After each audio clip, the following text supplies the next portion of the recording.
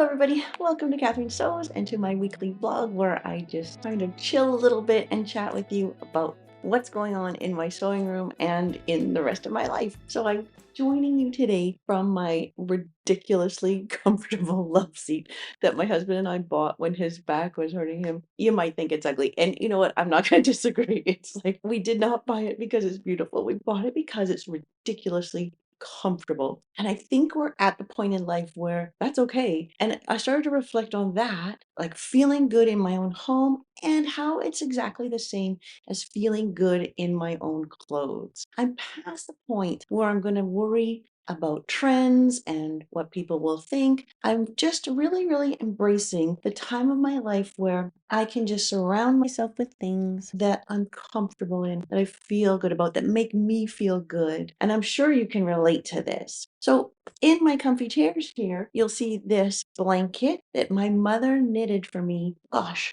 it was before I left Ontario. That's 30 years ago. She knit that for me when I was leaving home. It's so special. It's real wool. She must have spent a fortune on all the materials.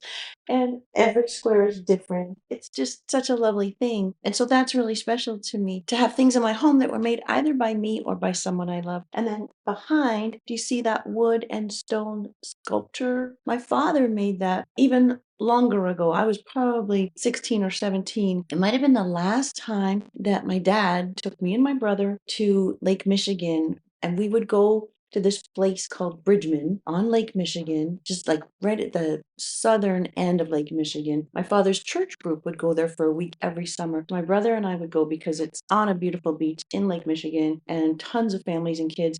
But the point is that along the shores there were huge, huge sand dunes, and we would walk along the sand dunes, along the beaches. We would collect driftwood and those flat gray stones. And my father would make all kinds of different shapes and designs with those. So that was the one piece that I chose. I got him to make that one for me special. It's another example of just having things in my home that are meaningful to me. Back on the wall behind me here, you'll see 3 pieces of art that were done by extremely talented friends. Those pieces mean a lot to us too. So really kind of connecting that to how I feel about clothing these days as well, that I've never really cared about labels. And in fact, sometimes a label and a logo are a detractor for me. I don't want to advertise somebody's big giant company on my t-shirt. I want the things that surround me to be meaningful to me. So I just thought I would share that reflection with you today about just choosing things to surround yourself with, things that mean a lot to you, things that make you feel good. Not a lot of things, not too many things, because that doesn't feel good either.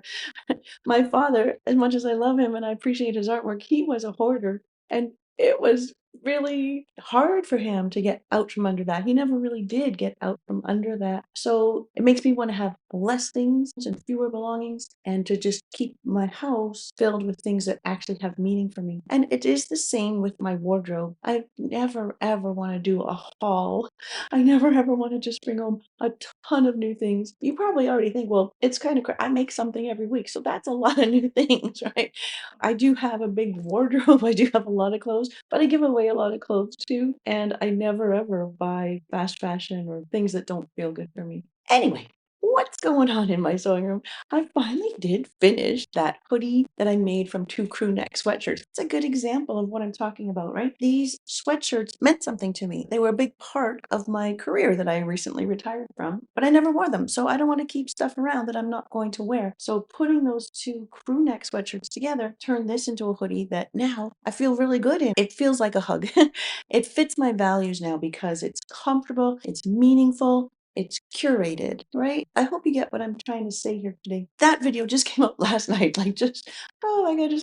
I had such a busy weekend. I had a great time this weekend, but I didn't even get to post this till it was almost bedtime last night. So if you haven't checked out this video, I'll link it below. But I did have some fun this weekend. Yesterday I went with 4 ladies that were with me on the Italy trip. We met for lunch and then we went to a vintage fashion show in Coquitlam, which is another one of the outskirts of Vancouver. It was featuring Vancouver's most beloved fashion historian. His name is Ivan Sayers. He's just about to turn 80 years old and he's been collecting vintage fashion for 50 years. He's got an enormous collection and he knows everything about each piece and the history behind it and who wore it and what their story was. So each outfit that came out, he told the whole history of it and what its intention was. So it was beautiful to see, like gorgeous and interesting clothes. But mainly, you know what? It was just really great to get together with those other four women that had been with me on the Italy trip. It's just so nice to get together with your people and do something that you all enjoy and sharing that common interest. So that took up most of my day yesterday. So that's why my video didn't come out till so late last night. But that's okay. That was really so worth it to allocate that time to friends and shared interests. That was really lovely. Speaking of shared interests, here's that sweater that I've been talking about upcycling. I want to kind of jazz it up a little bit. So I've been talking about doing a reverse applique. So that means that I will be putting a fabric behind, sewing around, and then cutting away the outer fabric to reveal the fabric behind. And so I went through my sweater stash and found some things that could do for that inside layer. So I'm debating about going with like a more softer, gentler color.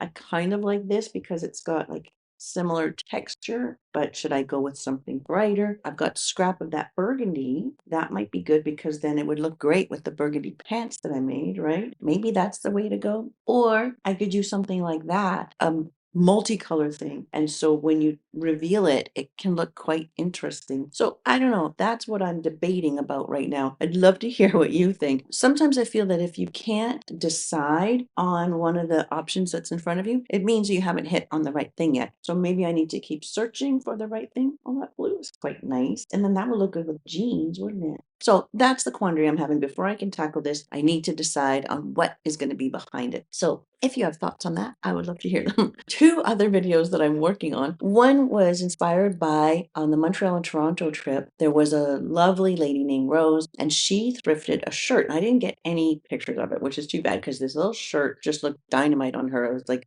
navy blue. It had lace work here. It was really, really pretty on her, but she was quite petite. And so the sleeves were ridiculously long. So I helped her to figure out how to shorten that. It was like a button and collar shirt, right? So I helped her to figure out how to take off the cuff and move it up. And that got me thinking that, like, I also have shorter arms. I always have to shorten pattern pieces and things like that. It got me thinking that that might actually make a great video of different ways, different scenarios and situations, and trying to use clever and interesting ways to shorten the sleeves, or just plain good technique in terms of shortening sleeves. So I went thrifting yesterday before meeting up with the ladies for lunch, and I shopped and shopped for things that have sleeves that are too long and really came up empty. So I don't know if I have to put out a call to all the petite people that I know that have short arms and see if anybody has sleeves that need shortening. But I do want to work on that video. So let me know also if that's something you'd be interested in. If that would be helpful, then I'll pursue the idea. But if it's not a situation that you ever encounter where you need sleeves shortened, then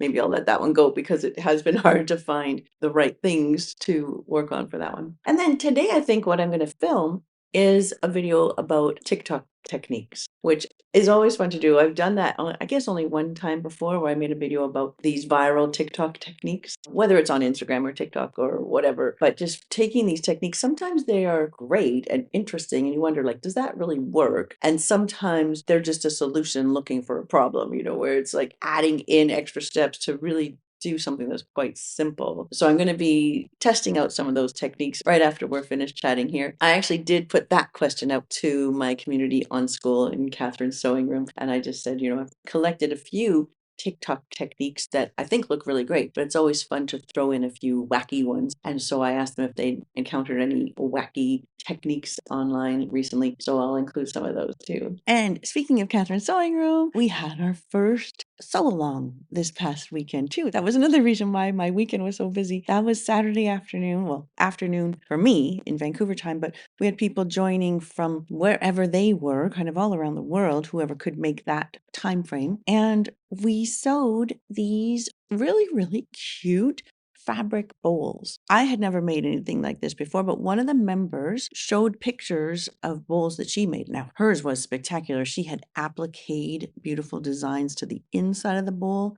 That hers were really special, but we were all interested in the technique because it doesn't use rope and it doesn't use glue. A bunch of us in the community said, hey, those look really nice. I'd love to know how to make those. She sent me written instructions on how to do it, and I played around with it. This was the first one I made. I was surprised at how easy and fun it was to make. So that was really great. I kind of did that one just as prep before we did our sew along. And then I filmed a bit of it and showed the video to the group in kind of a live call. And then we spent the next 3 hours on this live call where everybody made their own little fabric bowl. This is the one I made during that call. I was rushed at the end. And so my top edge, B plus, B minus, I don't know.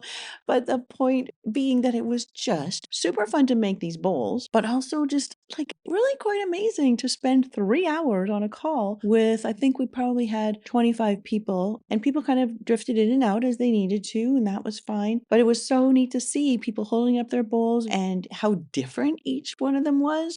And depending on the fabric they chose and the size and things like that, it was quite a fun afternoon. It was a great way to spend time with like-minded people, people that you share interests with. And then I've recorded that, and so people that weren't able to make it can now watch that video. And it was quite nice. Somebody said, "Oh, thanks for posting the recorded sew along." She said, "You guys just kept me company while I worked on a different project." She wasn't able to make that time slot, but she watched it after. And so I thought that's really neat. She just listened to the whole 3 hour thing as we were all sewing and chatting away. That kept her company while she was working on her own sewing project. And I just hadn't anticipated that the sew along would be used in that way and have that value outside of those 3 hours. That was really, really nice. So these I just thought were super beautiful little gifts as well. And so I wondered if you would be interested. Should I make a video showing this technique? Because honestly, I've looked for a video on this and I couldn't really see one that doesn't use rope or strips of sheets or strips of batting or anything. It really is just the fabric and thread. That is it. So if you're interested, let me know and I will make a little video about sewing these bowls because perfect timing, right? Too. It's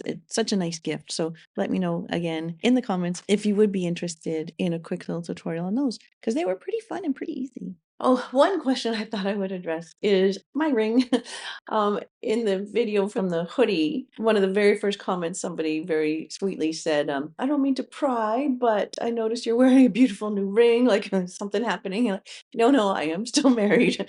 And I just switched out my ring. I asked my husband, like, "Do you mind if I stop wearing my wedding ring for a little while? Because I'm really enjoying wearing the ring that my friend Esther gave me when I was in Toronto." A couple of vlogs ago, I shared with you that when we were having our visit in Toronto, she just held out her hand and dropped this ring into my hand, and it's just beautiful. And so I've really been enjoying wearing that because it's gorgeous, but also it's special because it's from my friend Esther. We've been really good friends for 40 years, and she's kind of putting her house in order, I guess we can say. So I am the very fortunate recipient of this beautiful ring. So no, it does not mean that I've been divorced or anything like that. It's just a ring. It's just beautiful and I'm enjoying wearing it. I think that kind of wraps it up for me this week. I hope you're doing really well. If you're Canadian, then tomorrow is our Remembrance Day. And any American friends, if you see Canadians walking around with the red poppy, that's how we express our gratitude for veterans who served in past and current wars. And I might just take a moment also to say that as important as that is, I always hold out hope for peace.